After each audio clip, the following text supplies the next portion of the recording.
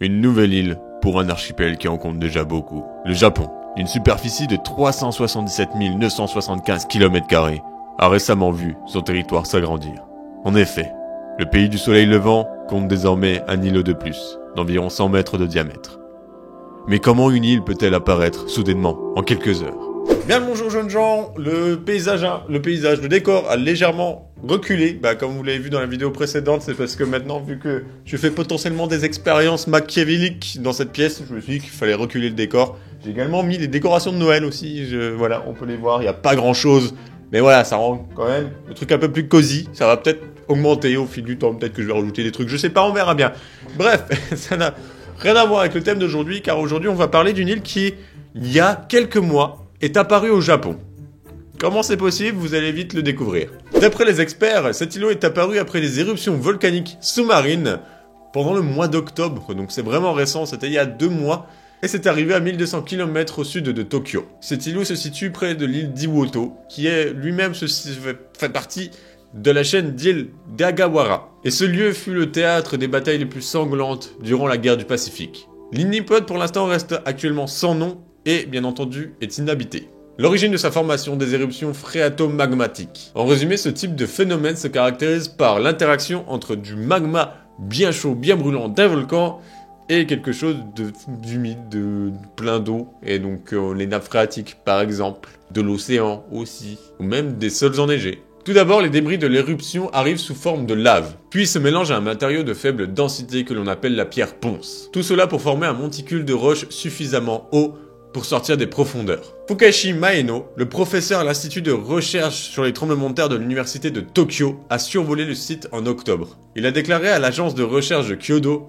que des panaches de fumée et de cendres s'élevaient à plus de 50 mètres de haut. La couleur de l'eau avait même littéralement changé, à cause des nombreuses pierres ponces qui remontaient à la surface. Selon Fukashi Maeno, la récente apparition de cette île démontre que l'activité magmatique a repris dans cette zone.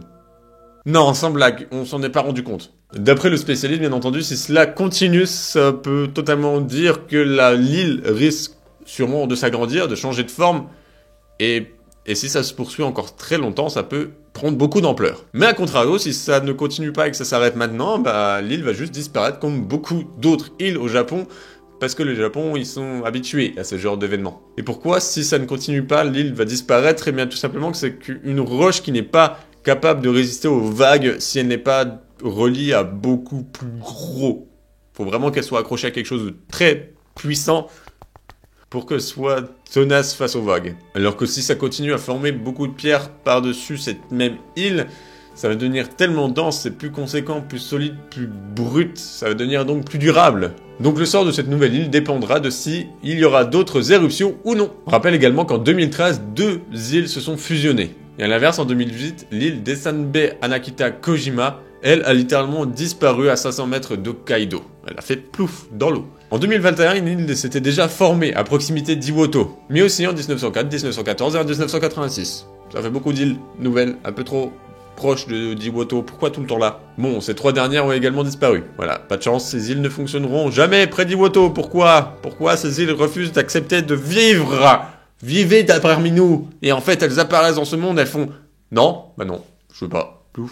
Et des éruptions similaires se sont également produites l'année dernière, exactement au même endroit. La seule différence, c'est que là, l'éruption s'est faite au-dessus de la surface plus profonde de l'eau. Donc du coup, ça a pu remonter, alors que les autres éruptions se font sous terre, mais légèrement, vraiment en dessous de la surface. Pas de la surface, mais du plus profond, et ça n'a pas fonctionné. Le Japon recense, selon les estimations, à peu près 7000 îles et 15 000 îles de plus de 100 mètres carrés. Ça fait un peu beaucoup une grosse fourchette, quand même, vous trouvez pas? En fait, le premier nombre est le nombre officiel au sein de l'archipel du Japon. Et le second est le nouveau décompte avancé par une étude de l'autorité japonaise d'information géospatiale. En soi, c'est le plus du double lors du dernier comptage en 1987. Oui, parce que en fait, ils ont tellement d'îles qu'ils sont obligés de les compter une par une, vraiment. Voilà, nous, on a des îles, on sait combien on en a. Une dizaine à peu près, je dis ça à la louche, je suis pas sûr. Mais voilà, on s'embête pas. Eux, ils en ont tellement qu'ils sont obligés de mettre une année spéciale, dire cette année, on va compter les îles qu'on a, parce qu'on sait jamais. Et ils ont quand même gagné le double des îles qu'ils avaient avant.